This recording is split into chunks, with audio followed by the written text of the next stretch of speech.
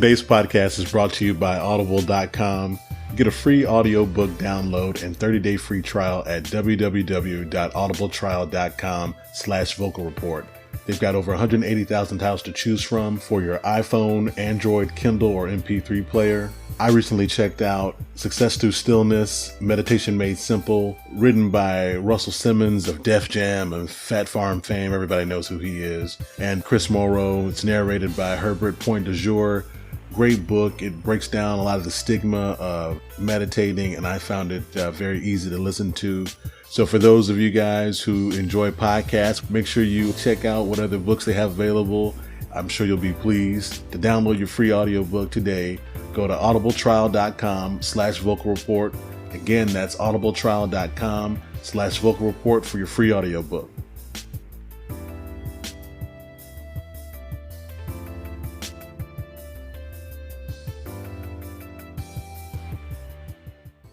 Hey, what's good? It's your boy MC. Just a couple of notes before today's episode. There's a couple small technical and sound glitches in today's episode. You probably won't even notice them, but I'm just throwing it out there. Then also wanted to say that it is election day. I did vote this year. I had said numerous times over the course of this election season, and if you've been listening to these episodes since April, where I've talked about not voting, but I did actually go ahead and vote this year. So hashtag never Trump, hashtag stop Orange Hitler. As we've noted before, tepid is the new black. So I'm not fully behind Hillary, but I could not stand or sit and not do something as easy as just drive 5 minutes up the road and spend 10 minutes voting. So I'm happy to have done it. Go to thevocalminorityReport.com, go to contribute, check out our partners, our sponsors. It's a quick anonymous survey. Go to store. That's the best way you can also help too. That money goes directly to funding the show, helping us out, helping us grow, helping us reach more people. Thanks a lot. We'll talk to you at the episode. Previously on The Vocal Minority. Are you part of the silent majority? Or are you part of the vocal minority? Well, let's go. Attention, please. If America can be saved, and I don't know if it's too late, but it'll be through a radio show like this new kind. This shit here feels like a whole entire world collapse. The revolution will not be televised, will not be televised, will not be televised, will not be televised. The revolution will be no rerun, brothers. It's the vocal minority. The revolution. Welcome to another episode of the Vocal Minority Report. As always, you could have downloaded any podcast in the world, but you're here with us. We appreciate that. Got a great show for you today. We're joined by two special guests on the same show at the same time, because today's topic is one that really warranted two subject matter experts. This episode's topic is Black immigration. So let me introduce you to our first guest. She's a reporter and multimedia journalist who produces video and printed stories for publications and outlets, including Ebony Magazine and NBC News. She's also a reporter and host for the Caribbean Television Network and One Caribbean Television, and a diaspora expert. Note to self, ask her what that means. Ladies and gentlemen, please welcome the great Melissa Noel to the show. Thank you so much for having me. Hey, no problem. Thank you for your time this morning. Really appreciate you coming on. And as I mentioned, we have another esteemed guest today. He's an organizer, a Bronx-bred policy advocate, and former trial attorney, where he represented over 400 indigent defendants in criminal and related proceedings. He is currently the programs manager for the Black Alliance for Justice Immigration. Let's welcome Mr. Carl Lipscombe to the Vocal Minority Report as well. Thanks so much for having me. Hey, no, I appreciate you coming on. Thank you guys' time this morning. The need to talk to you all, stemmed from me finding, Melissa, your article on NBC Black entitled "The Presidential Debate Fails to Address Diversity and Immigration Issues." And I thought it was pretty spot on, because it's a point that I never really considered in the debates this political season, or ever really. I had kind of spent more time angry over hearing the same rhetoric when it came to any question of race, and pretty much both candidates. And, it seems like people in power always talk about how great the police are and how we fight terrorism when they're talking about responding to race in our country. or at least that's my opinion. So, and anyway, so when I think about immigration, though, I'm usually thinking of a lighter shade of brown. I'm thinking of Latino and Hispanic, South Asian, and the like, which is odd because traditionally, I don't view African or immigrants from the Caribbean as, I shouldn't say I don't view them as black, but I sometimes make a distinction in my mind. But even me personally, before reading the piece a couple weeks ago, I wasn't really including them in this immigration conversation. So I reached out to you, and to that end, you of course made sure that we included Mr. Lipscombe in the conversation, as he is certainly an authority on many things. Before our media purposes, we're going to talk about Black immigration. We'll have to have you back on, Carl, to talk music, at another point. Okay. But so let's start there, and with both of your impressions on these candidates and perhaps this country's inability to address the specific issues of diversity and immigration. And then we'll go down a couple offshoots from there. So, Melissa, let's start with you. What's your take on how the issue is being handled? Well, the reason why I felt it really important to write this kind of piece is the fact that Black immigrants and just immigrants outside of the Latino community have just not been present in the conversation. So when I realized that immigration was going to be a topic on the agenda for the final debate of this presidential election, I said, let me watch and see if that was to me a final opportunity to show for both candidates, Hillary Clinton and Donald Trump, that there was an understanding of the diversity of the issues faced by immigrants. And, as I presented in the piece, both candidates failed to do that because the conversation only centered on immigration law enforcement. It stopped short at that. It didn't go beyond that. There was no mention of the diversity, not only of the people, but of the issues that immigrants face in the United States. It just stopped short at, we're going to enforce, on Donald Trump's side, enforcing, the building the wall, as he has said throughout his entire campaign. And then for Hillary Clinton, hers was to bring undocumented immigrants out of the shadows. So both focused on undocumented immigrants. And for me, that failed to include the fact that there are many immigrants in this country that are not undocumented. That is a large issue in this country, and it definitely has to be dealt with. But that is not the only issue. So I felt that both candidates missed an opportunity to really show that they understand, they recognize and understand the issues that are being faced by immigrants in this country, and really that they had a strong plan to actually tackle it. So I thought that it was important to not only bring that forth in this article, but talk to people like like Carl, who does such great work for the Black Alliance for Just Immigration, to really find out or really show what was missing from that conversation, especially because that groundbreaking report from BAJI was just released, 2-3 weeks prior to the third debate. And it was something that I felt like should have been included, and it was not. I want to get into that report. So, Carl, what is the same question for you, your impressions, the lack thereof of the conversation in this political season by the candidates? Yeah, thanks for asking. I think one of the challenges, with really thinking about how the candidates address immigration, is that from the very beginning of this campaign, like back last year, a year and a half ago or so, the immigration debate was really framed as a xenophobic debate. It was the framework has been largely who do we let in and who do we keep out.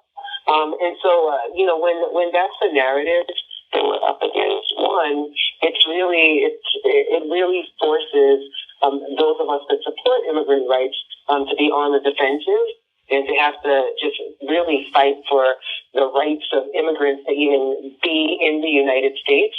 Never mind those marginalized immigrants, including Black immigrants, who are invisible and aren't even part of the public debate on raising awareness around their issues. And then I think that it leaves out just a wide range of issues and challenges that face immigrants day to day. Because we've had this conversation about whether or not to build the wall or whether or not to accept refugees, we've failed to address the economic issues impacting immigrants, the fact that 20% of Black immigrants live below the poverty line. We fail to address health issues facing immigrants. We fail to look at how immigrants are criminalized, how an immigrant can be deported for possession of a small amount of marijuana or for hopping a subway turnstile. And so I think that, this debate that we've had, it's been about who to let in and whom to exclude, has limited the questions that the media has asked the candidates about immigrants. And it's unfortunate because neither candidate has been forced to really develop a full immigration platform. They're both saying they're going to do something around immigration in their first term. One of them has said they're going to do something in the first 100 days, but we have no idea what that is. You're right. Yeah, there's nothing concrete about anything they're saying here.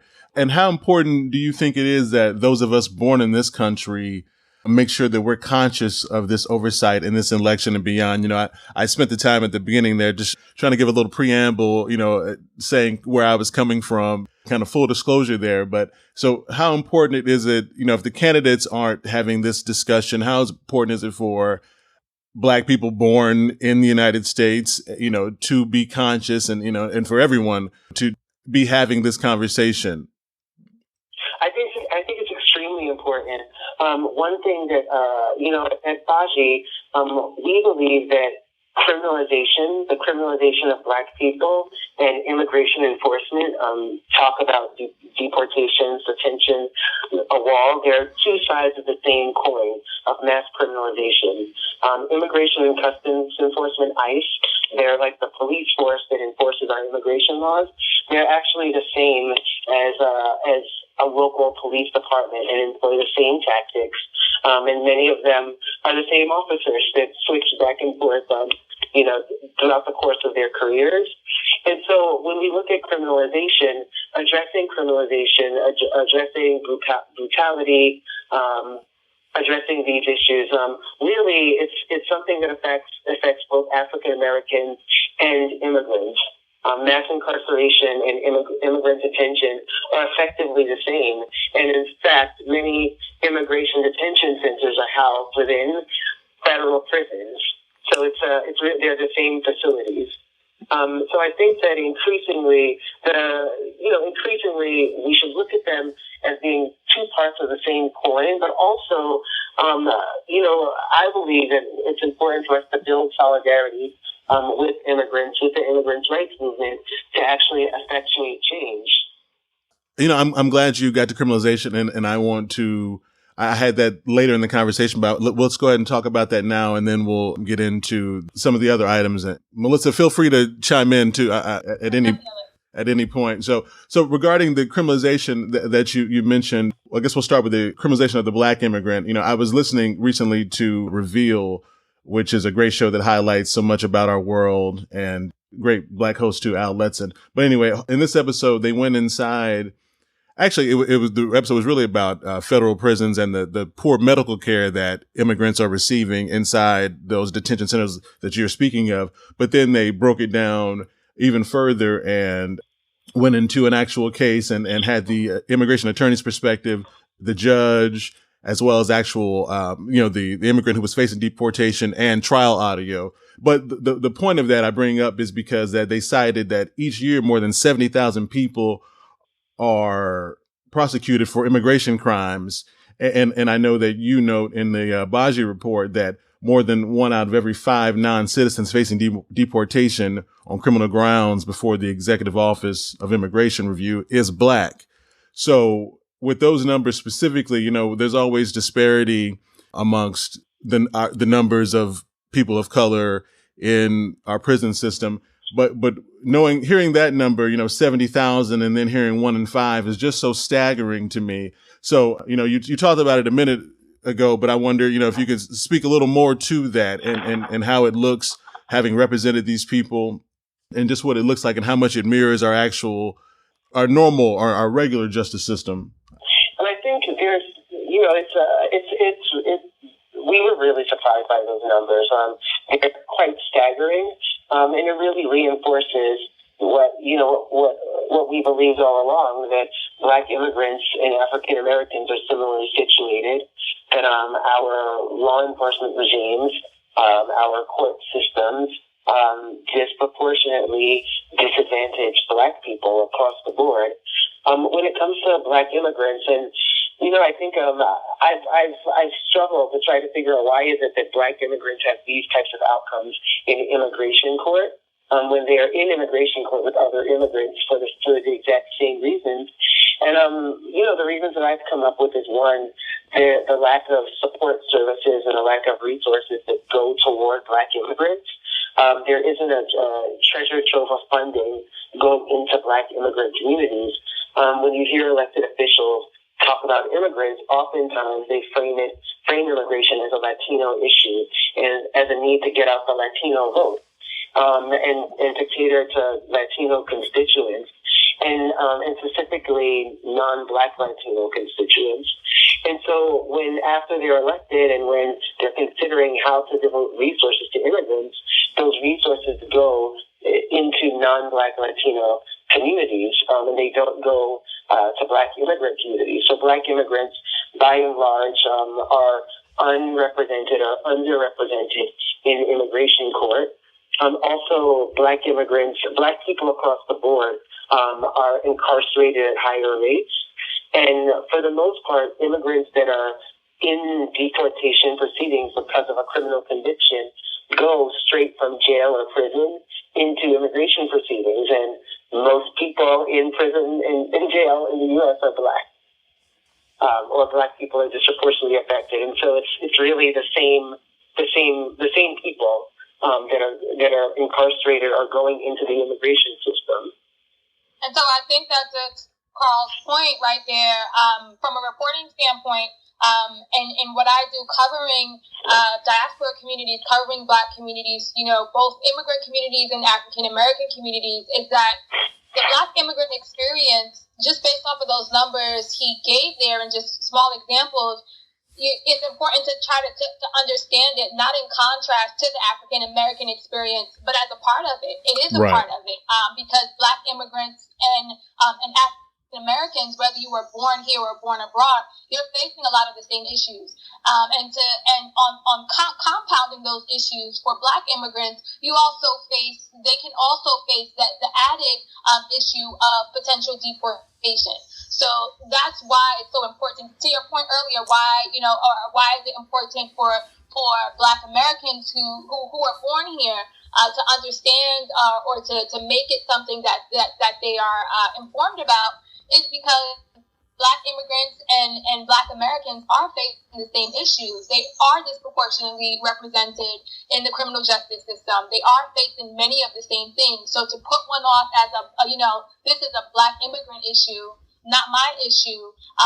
At the end of the day, if when it comes to criminalization of Black people, no one's asking you to see your place of birth, right? Right, so right. It's important to not only understand, but know that this is an issue that affects the entire community. So especially with the movements we've been seeing across the country, Black Lives Matter, not just in the United States, but abroad too. It's not just about, you say these when you have to be inclusive of everything, because the issues include everybody, not just one group. Right. And so, and as a journalist specifically, how do you see the reporting or lack of reporting on this specific issue in mainstream media? I'm just curious, is there no space for this issue when there's so much going on, or would it fall on deaf ears because they are Black in addition to being immigrants? So, we already know the attitude of some of the masses on immigration. And so if you put this spin of being Black on top of that, do you think that plays a role in the kind of lack of reporting? Part of the reason why I've focused a lot of the reporting I've done around immigration on Black immigrants is because virtually and generally Black immigrants have been missing from the conversation on immigration. Not just in this election year. In this election year, we've seen more of a focus on it because of the fact that it is an election year. However, Black immigrants have been left out of the conversations about immigration reforms, and you're talking about When you're talking about Supreme Court cases, DACA and DAPA, they've been left out of those conversations as well. I wouldn't say that there been a lack of reporting when it comes to these issues that Black immigrants face. Yes, this is one of the reasons why I focused particularly in this year on Black immigrants, not to take anything away from any other immigrant groups. However, as a country, the national conversation and the mainstream media reports and the way that things have been reported again has coalesced around it being a Latino issue, and it's not just a Latino issue. It's not just a Black issue, but it's a very diverse issue and really important voices. And in this instance, as we're talking about, the Black immigrants have just been left out of the conversation. And with that, it compounds on all the other things that Black people have been facing in this country, particularly when it comes to the criminal justice system. So it just adds, in my opinion, and I'm only speaking for myself, it definitely adds to those issues. It puts more pressure on top of issues that Black people are facing in this country. So because the conversation has mainly coalesced around it being a Latino issue, and as Carl mentioned earlier, when it comes to that, it's like get out the Latino vote. You have resources going to those communities, but because Black immigrants are left out of the conversation, it's almost as if there's no issues happening here. And that's what people would think because there's no mention of it. So in my opinion, the media definitely could have done a better job of showing that there is a these are diverse issues. So in that regard, I think there could have been a lot more done. But it's important that, after Election Day comes about, that we don't just think, okay, well, this is over, because honestly, with the newest administration, it would just be beginning all over again as far as what's going to happen with changes that are expected to be made. So, Melissa, growing up, having immigrant parents, I believe, can you speak to maybe that experience uniquely? And then I kind of want to get into just the difference between how Black people view each other versus immigrants, the sort of, I know some Africans who sort of have a superior attitude to, and I know I'm speaking generally here to some of us, and I wonder what that's rooted in. I think it's a lot to do with media and reporting and just and what's taken in, before they get here. And then obviously the strive to be different and better and to draw a distinction between us. So I'll throw it to Melissa there if you can pull some out of there. So, my parents are Guyanese immigrants. And so growing up and having, being a first generation Guyanese American in this country, from a West Indian perspective, knowing the pressure to excel, the pressure to do well, right? As most families, that's what your parents want you to do, but you have the added pressure of, I came here, I struggled, become a citizen in this country, and I expect you to, I expect you to take advantage of those opportunities. I expect you to make me proud, work hard for your family back home. Is that kind of mindset you grew up with, and to your point, and also to separate yourself. I can't say in my family that was the thing that, you need to be better than, this group of Black people. No, that wasn't my thing. But I can say that has been something that I've seen, and people have talked about, like, you don't, and that's why I think a rift has actually come forth, is because you have groups or you have people who have been told, you have to be better than this group of Black people, or you have to separate yourselves and show that, you are, I wouldn't say superior, but, you can be better, smarter, faster, that kind of thing. Has that happened? Yes. Have I seen that? Yes. And has that been something that I believe that's something that has caused a rift in Black communities? Because, if one group thinks that another feels that they're better, then of course there'll be some kind of tension there. However, I'm not going to say that it's something that permeates throughout immigrant groups. I'm not going to ascribe to that and make that assumption, because I do not like to generalize at all. Right. However, I do feel like part of that rift is why sometimes it may be hard for people to identify with the issues that Black immigrants face, because it's like, them over there and us over here. Right. And it shouldn't, in my opinion, it shouldn't be that way. Because at the end of the day, I'll bring that point up again. When you're facing issues of racism or sexism or any of those things like that, no one's going to ask you, well, where were you born? At the end of the day, you're facing an issue of racism is because of it's because of your skin color, not because of what country you were born in or not born in. Those things don't matter at that point in time. So as communities, it would be a lot more important for people to come together around these issues versus saying it's us versus them. Because it makes no difference when these issues are affecting all of us. No, I agree. I'm glad you spoke to that. Carl, can I get your thoughts on that as well? Have you seen or noticed or experienced any of what we're speaking about there? Or to have an opinion on it, I should say? Yeah, I think, my view on it is that I think that this conflict between Black immigrants and African Americans is manufactured. It's manufactured by the media, by employers, by companies, by elected officials, by external groups, in order to drive wedges between immigrants and Black communities. Again, as Melissa said, when a cop is walking down the street, they're not, and they're thinking of making an arrest or whether they're going to stop someone. They're not. The question isn't, okay, well, is that person an immigrant or are they African American? To them, they see a Black person. And then when employers, one thing that one of the findings in our report is that Black immigrants have the highest unemployment rates of all immigrant groups, despite them, having amongst the highest educational attainment rates. And that's largely because of discrimination and because of the issues that really mirror those that African Americans face in the workplace. So I think that, but this isn't what's reported on. This isn't what's discussed. These aren't the issues that are brought to the forefront. And I think just just the broader public's ignorance of these issues supports whatever conflict exists between Black immigrant and African American communities.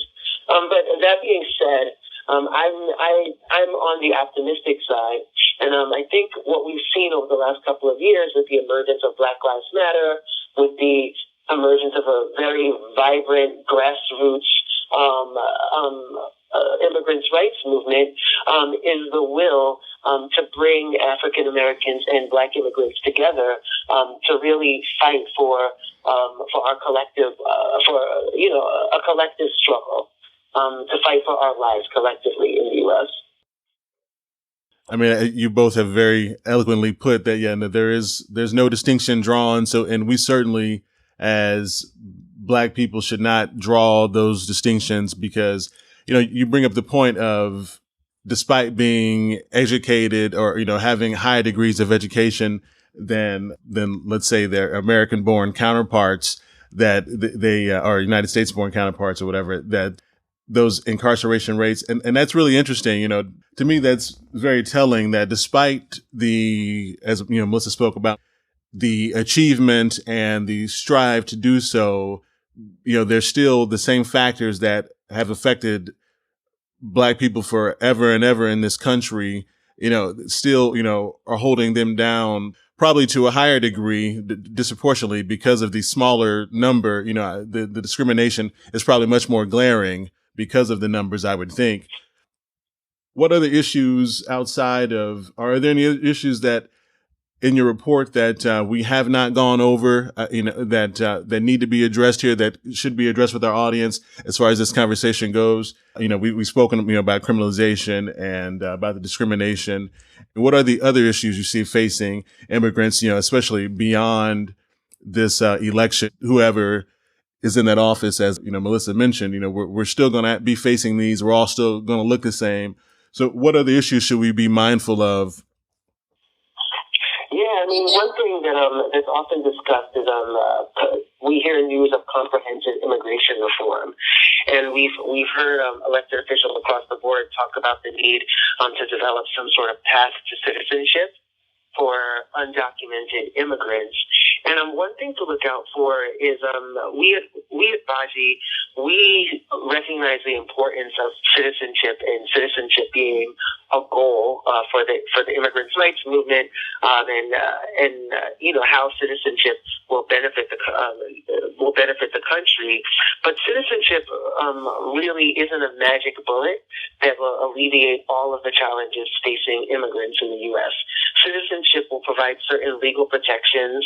It'll provide immigrants with the right to vote. It'll enable many immigrants to come, as they say, out of the shadows, and they won't live as fearfully as they may live right now. But what we've seen, and really just the history of African Americans in the U.S. shows this, is that citizenship is a protection, but all of our social challenges aren't resolved by citizenship. African Americans gained citizenship over 150 years ago, yet they still struggle. They still face over policing. They still have their voting rights infringed upon. They still struggle with employment, with obtaining equal education. There's still issues of segregated schools. We thought that challenge was done with. We thought that problem was solved. And so this isn't gonna. These issues still exist for African Americans. And once immigrants obtain citizenship, they're still going to face many of the same issues because many immigrants in the U.S. live in poor communities alongside African Americans. Yeah, and so I think that's one thing that we should look out for. Actually, I've seen the communities that you're speaking of and seen those things. So that's interesting. And Melissa, you were going to say something there as well. Yeah, I was just so Carl really, did a great job of summing up a lot of the issues that will continue to face Black immigrants and immigrants in general, post-election day. However, what I wanted to add was just that when it comes to, like you said, becoming a citizen isn't a fix-all. But just to touch on that process in itself, within itself, a lot of times, I've done several stories on people, and in seeing this throughout my own years with people in my own family or just people in the immigrant community, you see that the path to citizenship, even if you do everything right, so a lot of times people who dot all their I's, cross all of their T's, they're told well, you can just go get a green card or just go and become a citizen. The process is not as easy as filling out a form and waiting for something to come in the mail. The process takes, for some people it can take the estimated, number of months, but a lot of times it takes years. There are people that I've done stories on, it's taking them 10 to 12, sometimes 15 years to become a citizen. So, and all that time, you still have to deal with lack of education access, lack of employment access, and on top to be added in criminalization because of the color of your skin compounds all of that. So it's important to be mindful of the fact that that process isn't just a simple application and all of a sudden congratulations, you're a citizen. It's a lot more complex, and it's important for people to understand that the immigration process in this country it's not a fix-all. It doesn't mean that you will no longer face, several issues, and even within that process, it takes considerable amount of time to complete it. I thank you for pointing that out because, like I said, that's something that we just take things. It's funny to when you, it seems like this is the season of recognizing your privilege, and a lot of our guests speak to that and acknowledge it. Especially a lot of our white guests are very quick to acknowledge their privilege. But in this instance, I guess that's what I would have to do, in not really appreciating the fact that the path to citizenship is tough, and that the same things that I face, are going on. And again, once they're there, I mean, I do have it perhaps a little better, just because I was born here. Okay. Well, no, I guess that is all I have for you both, but I appreciate you all's time. If you all have any, closing remarks or comments you want to give, and how our audience can, get a hold of you all and make sure that they're conscious of what's going on, stay in contact and up to date on your specific reporting to these Black immigration issues, and obviously can speak to other topics as well. So I guess we'll start there. Carl, thank you for coming on. How can folks keep up with, how can folks find the BAJI report and your work and keep up with you? Yeah, sure. And first, thanks so much for having us on. It's one of our goals is really to raise awareness around issues affecting Black immigrants. So thank you. Our report, it's called The State of Black Immigrants, and it can be downloaded at stateofblackimmigrants.com. It's a two-part report. The first part addresses demographic changes in the Black immigrant communities. The second part addresses mass criminalization specifically. So I encourage everyone to download our report. You can also learn more information about our organization on our website, www.blackalliance.org. And then lastly, I would, and this is a plug for Melissa. Melissa is one of the few journalists in the country that actually writes about Black immigrants and is really the expert on Black immigrants in the U.S. Within the mainstream media. So I really encourage everyone to read some of Melissa's articles. Yeah, no doubt. I do as well. So with that, Melissa, with that intro there, let's, how can people stay up to date with you and find those articles and keep in touch with, what you're doing out there? Sure. So I'd like to thank you for having me on. I thought it really important to, to do this kind of reporting because, as Carl mentioned, and as we've been talking about, it's just been missing from the conversation. So we can expect there to be, awareness or for there to be some kind of change without first acknowledgement or knowing that these issues actually exist. So the work that BAJI does has been extremely important and has been what I've been able to really, and for the work that they've done over the last 10 years, there's been a lot that has been gained from the time that has been spent looking at the state of Black immigrants in this country. So I thank you, Carl, for that mention there.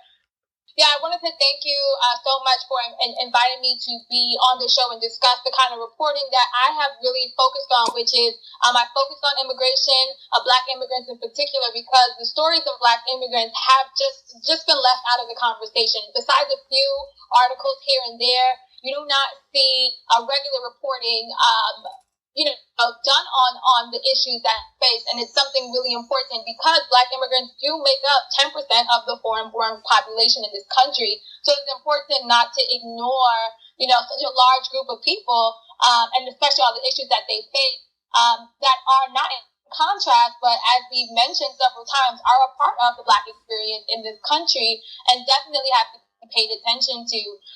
For me, immigration is one thing I cover, but I do focus a lot of my reporting on the African diaspora, particularly folks from the Caribbean region. That's what I focus on both throughout the Caribbean diaspora in the United States as well as in the Caribbean region. For people to stay in contact with me, I am at Noel, Noel, Knowswell, KNOWSWELL, and also at melissanoelreports.com. I'd love to hear from you, keep in contact, or just kind of follow what I'm doing when it comes to reporting on immigration and diaspora communities, because these stories are important, and as a freelance journalist, I really try to focus on the stories that aren't being told in mainstream media and bring them to mainstream media because they're just as important as any other things going on. So I really appreciate you. I'm glad you saw this article and invited myself and Carl to be on and talk about it from two different perspectives.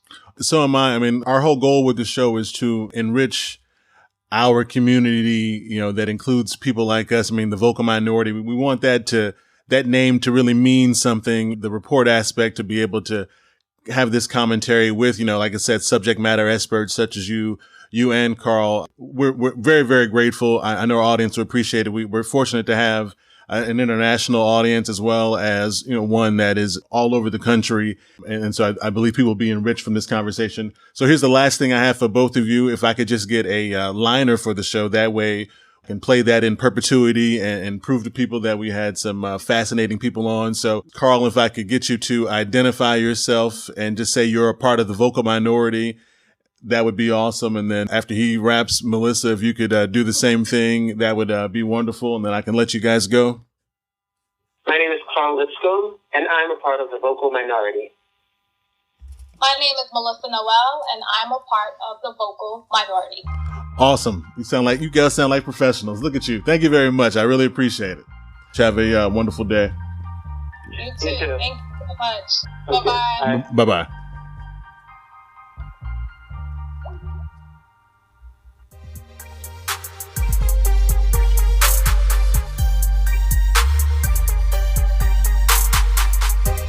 Hey, welcome back. Hope you enjoyed that episode. Really appreciate journalist and reporter Melissa Noel coming on the show.